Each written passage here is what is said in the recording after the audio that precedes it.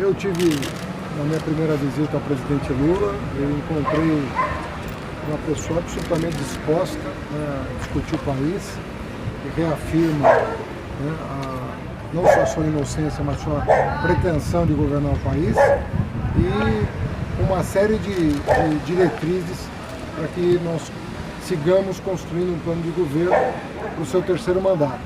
É um plano que ele reafirma, tem que ser ousado, falar com a esperança das pessoas, com o futuro do país, na linha do que foram os seus vitoriosos governos. Eu saio muito animado, né, com as diretrizes estabelecidas e convicto de que estamos diante de uma pessoa muito incomum, porque realmente pessoa com uma disposição incrível, né, para colaborar com os destinos do país. Qual é o estado de ânimo? Olha, inalterável em relação à última vez que eu ouvi, ou seja, pleno vigor, totalmente disponível, convicto da sua inocência, convicto de que será inocentado em tribunais superiores, convicto de que a sentença será revista e de que ele pode e deve colaborar com o país. Qual que é o teor da conversa política? Olha, eu discuti plano de governo, né? Então eu não discuti relação de partido, chapa, essas coisas eu não discuti com ele, né? A não ser o fato de que ele reafirmou decisivamente a sua pretensão de concorrer, mas falamos muito sobre a situação crítica que o país está vivendo.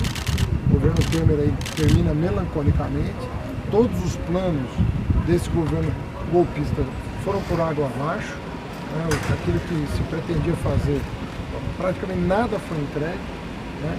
E a determinação do Lula é fazer, conforme eu disse, um terceiro governo ainda melhor do que foram os dois primeiros. Agora, o ex-presidente tem televisão. Na mídia fala-se muito sobre a sua candidatura no lugar da dele. Ele chegou a comentar alguma coisa sobre isso? Não existe. Nós estamos todos unidos em torno do mesmo ideal. Não tem um petista que duvide da inocência do Lula, um único. Mas ele comenta alguma coisa sobre isso? Comenta que vai reverter a decisão nos tribunais, não há provas contra ele.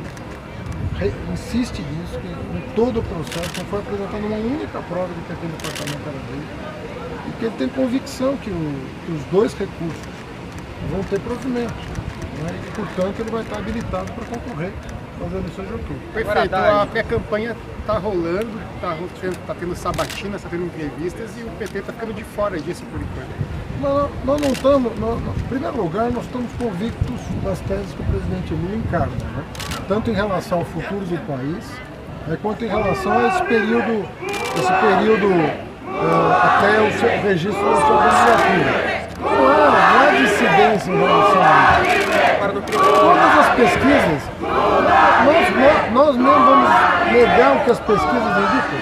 Para no 1º de maio, tanto o senhor quanto o Wagner falaram muito da intenção de conversar com os partidos de esquerda. O Wagner chegou a falar em ceder a candidatura possível, indicando o vice-presidente.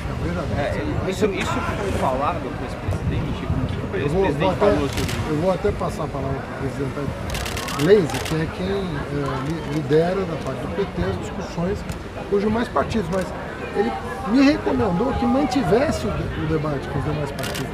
Ele quer que o seu plano de governo reflita, inclusive, as boas ideias de governadores como Flávio Dino, como Paulo Câmara, como Ricardo Coutinho.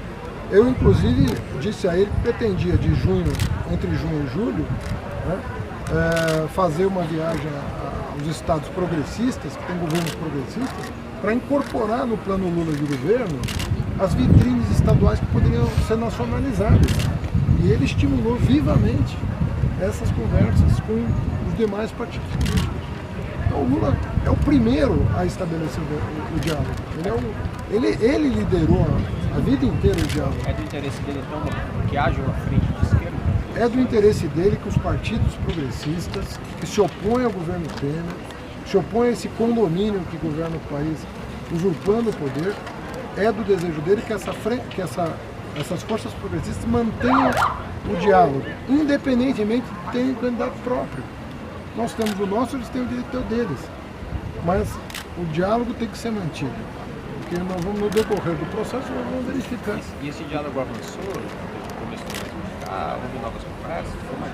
Por exemplo, Acho que é importante dizer que nós formamos uma frente de partidos que foi lançada e tem um manifesto em defesa da democracia, em defesa da soberania nacional, do direito dos trabalhadores, e foi assinado por 7 partidos: PT, PSB, PCdoB, PDT, PCB, PSOL e PCO. 7 partidos assinaram em torno de propostas que esses partidos acreditam. Isso é independente de candidaturas à presidência da República.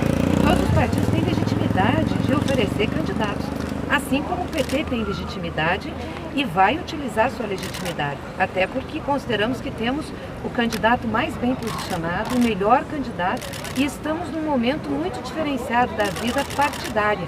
É o PT, mesmo depois de toda a perseguição, de toda a campanha que foi feita para destruí-lo, de todas as ações contra, continua sendo o partido de preferência nacional, recuperou a sua relação com a sociedade, com a população. Por que o PT haveria de abrir mão de apresentar uma candidatura? Isso não quer dizer que a gente não discuta com os partidos a questão de propostas, como disse muito bem o nosso ex-ministro Fernando Haddad, que coordena o programa de governo. Então isso é importante deixar claro. As nossas fundações também tiraram um documento programático conjunto há cerca de 3 meses, falando de propostas para o Brasil, propostas que nos unem, que são propostas que conduzem esses partidos.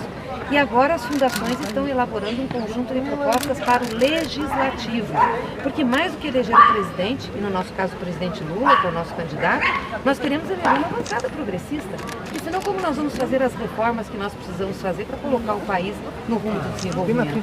Nós temos que trabalhar com as questões tributárias, com as questões da reforma política, precisa ter uma bancada progressista. Então, nós estamos imbuídos nessa frente. Isso não quer dizer uma frente eleitoral.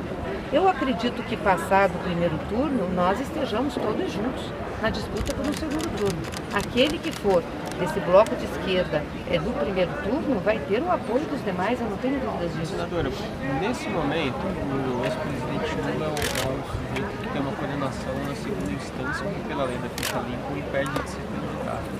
Nesse caso, o PT está disposto a ceder a cabeça da chapa, se Ciro Gomes, por exemplo, estiver mais bem colocado nas pesquisas, como é que se discute isso no partido? O que o ex-presidente Lula pensa sobre isso? Primeiro que nós consideramos o presidente Lula inocente, nós não reconhecemos essa condenação como uma condenação válida.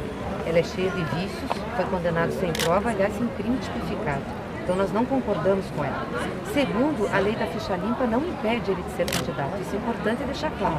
Ele está com seus direitos políticos preservados pela Constituição e a lei da ficha limpa diz que ele não pode ser, que vão, portanto, questionar o registro dele, nós vamos registrá-lo, vão questionar o registro dele, mas mesmo com o registro questionado pelo artigo 26C da ficha limpa, ele pode ser candidato e levantar inelegibilidade até a data da sua diplomação.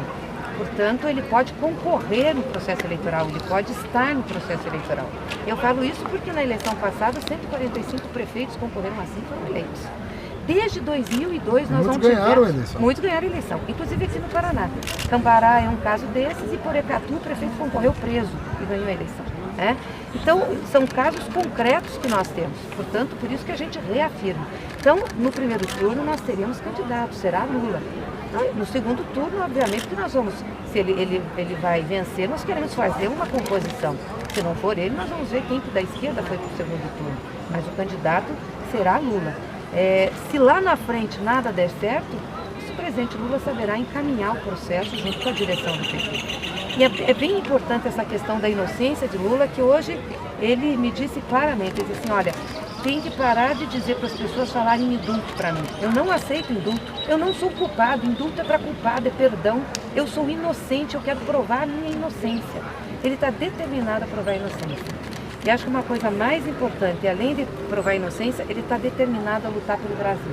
Uma das coisas que ele me disse hoje foi o seguinte, essa situação do PIB brasileiro é uma situação inexplicável, porque ele viu o índice do IBCBR, que foi agora que nós tivemos uma queda. Assim, como justifica? Como justifica tirarem a Dilma, fazerem o golpe para entregar o país que estão entregando? Vocês têm que ir à luta, falar que nós temos proposta, que nós já governamos esse país, que deixamos um legado. Ele também ficou espantado com aquela notícia que as pessoas estão parcelando em até 6 vezes a gasolina. Tem posto parcelando a gasolina, o bujão de gás. Ele disse assim, é impossível viver num país desse, o que estão fazendo com o Brasil? Senador. Então ele está super disposto a enfrentar esse debate. O ex-presidente viu a foto do Sérgio Moro, o ex-prefeito agora? Não sei se viu, não entrei nesse caso com ele, não. Acho que isso é uma questão menor. Na realidade, não precisa nem comentários, né? A foto é autoexplicativa do lado do Moro, né? Não é a primeira vez, ele não está só com o Dória. Ele já teve com a Aécio, já teve com o Temer e vive em converscotes por aí com o pessoal do establishment. Então, a imagem diz muito.